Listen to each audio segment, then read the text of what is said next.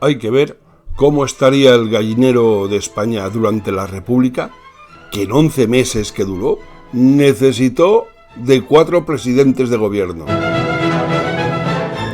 Y no piensen vuestras personas, que fue Tejero el primero en pegar unos tiros en el Parlamento. No, ni mucho menos.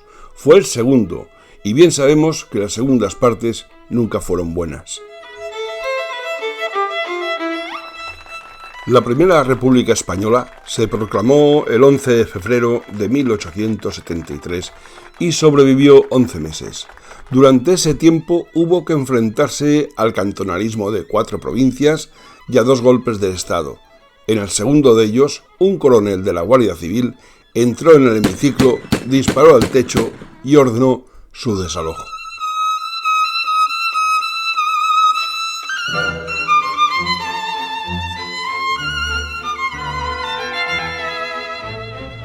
Ingenua y romántica, pero desastrada y vulnerable y muy mal gobernada. Así se puede decir lo que era la Primera República Española, durante la cual a punto estuvo la nación de irse a pique entre el interesado inmovilismo de los de siempre y las incoherencias políticas de muchos defensores de lo federal. Su advenimiento fue bastante proceloso, pues se produjo el 11 de febrero de 1873 tras la renuncia de Amadeo de Saboya al trono y una situación de continua guerra civil a causa del carlismo. Su primer presidente fue Estanislao Figueras, quien encontró un arco parlamentario totalmente fragmentado, un horror.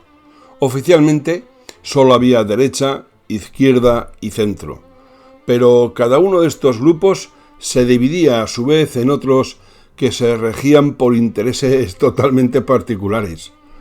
Este guirigay condujo a numerosas crisis gubernamentales, un golpe derechista el 23 de abril, la parálisis legislativa de todas las reformas previstas y, finalmente, a la dimisión del propio Figueras, quien abandonó el país vergonzosamente sin avisar a nadie de su intención. Vamos, que se piró.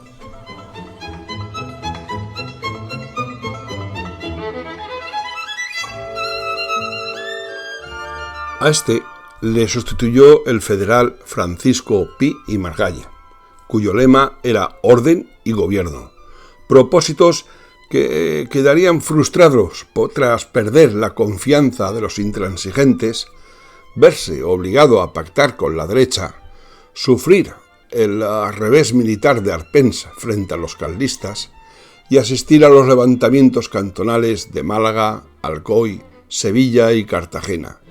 Los 3 primeros fueron rápidamente sofocados, pero cierta abulia condujo a la consolidación del último y, por lo consiguiente, a la caída de Pi y Margall, de quien los periódicos de la época decían: un patriarca con gorro frigio, que adora el pacto bilateral, tiene talento, tiene prestigio, habla y escribe que es un prodigio, pero gobierna bastante mal.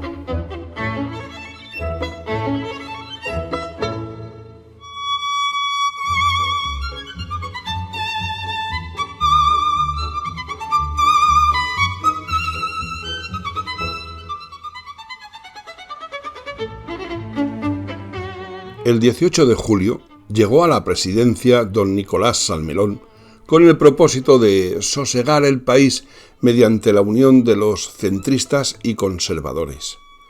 Cuando se supo la composición del gabinete, los federales pusieron el grito en el cielo y el movimiento centralista cobró aún más fuerza si cabe, especialmente en el litoral mediterráneo.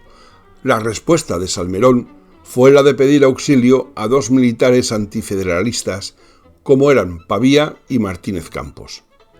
A mediados de agosto, solo en Cartagena y en Málaga ondeaba la bandera cantonal, enteramente roja.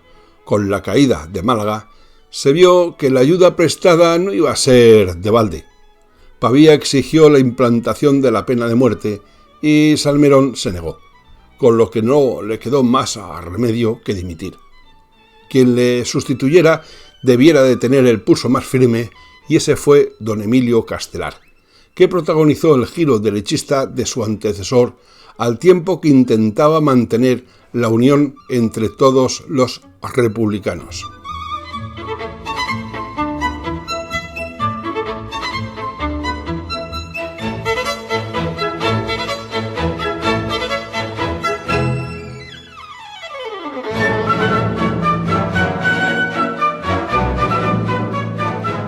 Eran demasiados esfuerzos a la vez, incluso para don Emilio Castelar, que a bien logró establecer el orden a base de una política represiva y sujetar al enemigo carlista. No pudo, en cambio, sofocar el grito de ¡Viva Cartagena!, ni atesorar apoyos firmes en las Cortes. Esa inestabilidad aumentaba los rumores de un resurgimiento cantonalista por un lado y de una restauración borbónica por el otro. Y para acabarlo de arreglar, la República firmó con el Vaticano para proveer obispados vacantes, que causó la indignación entre las filas de la izquierda. Tal era ya el encono entre federales y unitarios, que de entre los primeros surgió la frase: entre una república que no sea federal y la monarquía, preferimos la monarquía.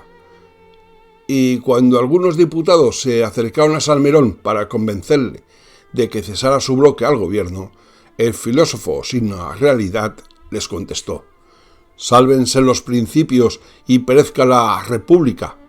Incluso hubo quienes propuso a Castelar encabezar un golpe de estado, a lo que el prócer se negó rotundamente.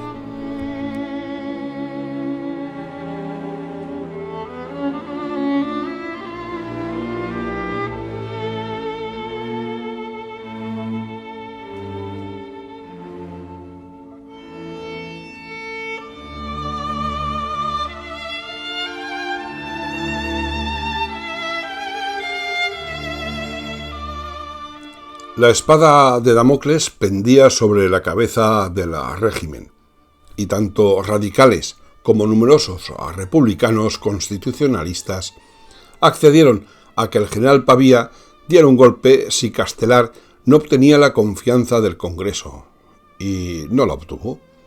En la madrugada del 3 de enero de 1874, Salmerón se llegaba hasta la tribuna para anunciar que el capitán general de Madrid, Pavía, les conminaba a desalojar el edificio, en un término perentorio. De repente, todos se volvieron vivas a la República y llamadas a la unidad. Era ya demasiado tarde. Aún no serían las del alba cuando un coronel de la Guardia Civil, apellidado Iglesias, entró por la puerta izquierda del hemiciclo y, tras algunos disparos al techo, ordenó con una exquisita cortesía el abandono del local. Fuera esperaba sobre un caballo blanco el general Pavía, que puso fin a uno de los episodios más peculiares de nuestra historia. Episodio que concluiría el 13 de enero, cuando los últimos cantonalistas de Cartagena se embarcaron en la fragata Numancia con destino a Orán.